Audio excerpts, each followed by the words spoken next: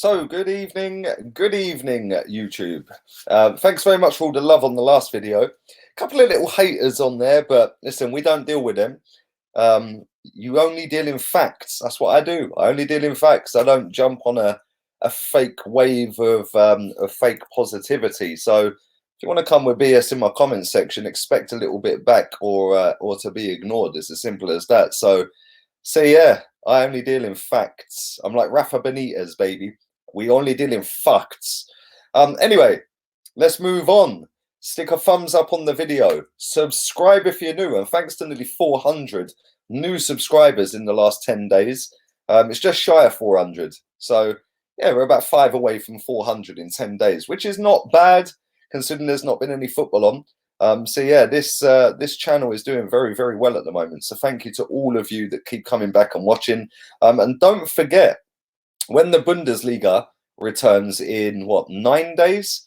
It's going to be on BT Sport. I'm going to be doing some watch-alongs for that. So we've got a lot of watch-alongs to get through because there's going to be game after game after game. It'd be nice to actually do a watch-along again. I feel like I've missed it so badly, but there we go. Anyway, let's start off with this guy. I'll be shocked if anyone knows who he is, but his name is George Lewis. And he is said to have had a trial at Arsenal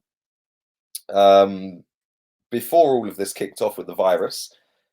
And Mikel Arteta has been very, very impressed with him to the point where we may be signing him, which makes me laugh a little bit because we don't need any more forwards. He plays for a team called Fram Larvik. They are the 3rd tier of Norwegian football. Now, he is a left winger. He's a Norwegian citizen. And for me, I just think it's a bit... what this smacks of to me is another Cohen Bramall. I think his original birthplace is Rwanda. I think. I may be wrong. If I am wrong, please let me know in the comments. But this just smacks of a Cohen Bramall part 2. He's only played 5 games for that team.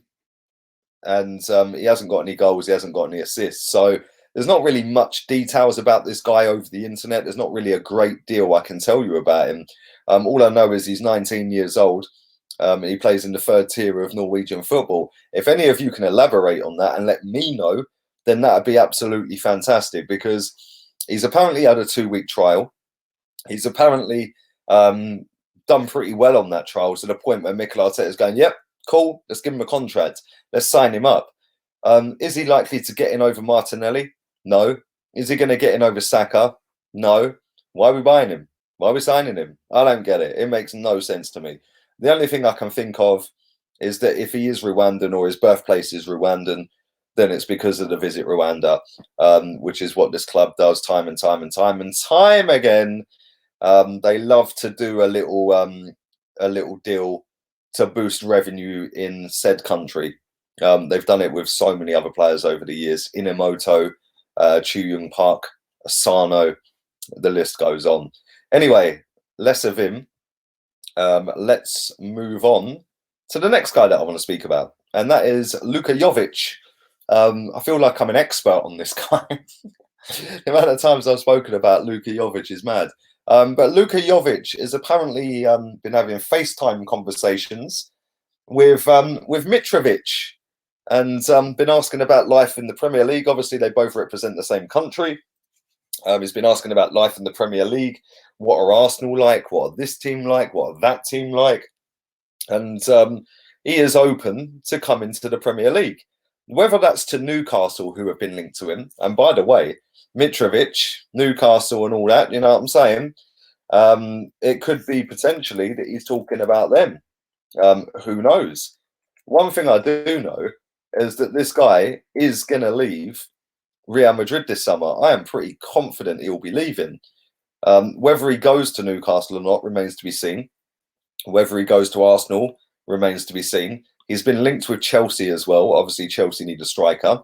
We're still up in the air about Aubameyang, who I'm coming on to very shortly, by the way. And yeah, it's it's gonna be a long summer, that's for sure. But I do think he is gonna leave, and I'd love to know where you think he's gonna end up. So leave that in the comment section down below, and we shall move on to the main man. There he is. I found him. There he is. Aubameyang, Pierre-Emerick Aubameyang. Where do we begin with this? Still not signed a contract. Do we even know if he's been offered a contract? We're now into May, and he's still not signed. He's got, what, 6 weeks left, and then he goes into the final year of his current contract. Now, listen, he's under no obligation to sign a contract. He doesn't have to sign a contract, does he? If he leaves on a free, then he's adhered to the terms of his contract. There is nothing to suggest that he has to sign a contract. That is entirely down to him. What I will say here is he is playing a very, very smart game. A very smart game. Interact with fans in the fan base. Interact with, you know, the biggest Arsenal account on the internet other than Arsenal themselves, i.e. AFTV. He interacts with them quite a bit. He interacts with people that go on the channel, and it's all great in getting his face out there in terms of, oh look, he's a lovely guy. Look, he's for the fans. He wants to be part of it. He gets what it means to the fans and this and that. That's all great. Yeah, that's all great until he leaves. But then when he does leave, everyone will just blame the owner anyway. So he's in a win-win-win-win-win, isn't he? I don't see that he's staying. I don't see that he's going to sign a new contract. And I actually see through what he's trying to do, or what I think he's trying to do. He's playing a very smart game that's going to see him leave, maybe for free or maybe on a transfer fee. If Arsenal got anything about him, they get rid of him. I've said it before, I'll say it again. Sign a contract by the end of May. If you don't, we are selling you. Yeah? And then we'll sell him. It'll be for around 40 million quid. And the fans go, oh, it's a disgrace. Blame the owner. Blame the owner. But the problem we've got here is a number 10 that we gave too much money to.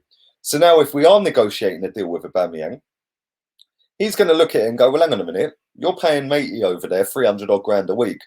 I'd do it every week. That guy does it once a year, if he's lucky. That's if he bothers to turn up to the away game. I want 300 grand a week, or I want more than 300 grand a week. And we have opened up a massive can of worms with that deal. And I said that at the time when he signed that contract. Yeah. And before people start crying, oh, you've got an agenda. Yeah, I have. I want Ozil gone. I want him gone. Can't stand the geezer. Yeah, I want him gone. So yeah, I have got an agenda. My agenda is to make this club great again. And that starts with bidding bang average players on top dollar. Aubameyang's not a bang average player, and he's not necessarily on top dollar either for the level of performances he puts in terms of his goal scoring and stuff like that. But that has opened up a can of worms. The fact that he interacts with certain fans in the fan base, the fact that he replies to tweets from AFTV every now and again, he's playing a very clever game. Yeah, he's putting himself out there to the biggest people, the masses in terms of followers, the biggest platforms in terms of fan followers, so he can sneak out a hero regardless. That's what I think he's doing. He is going to leave. Whether we get any money for him remains to be seen. But listen, I'd love to know your thoughts on that. Leave it all in the comment section down below. The 2 morning videos, I didn't even know it was bank holiday tomorrow. The 2 morning videos will be out in the morning when I get up. I'm not doing them tonight. I'm going to have a chill out evening. I'm going to watch one to the last episode of Peaky Blinders. So yeah, I'm going to go and watch that tonight, and then I'm going to bed.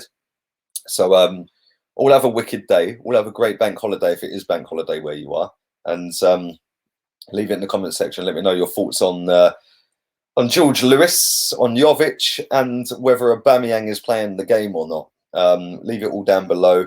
Have a wonderful evening, and I'll be back again tomorrow. Laters, peeps.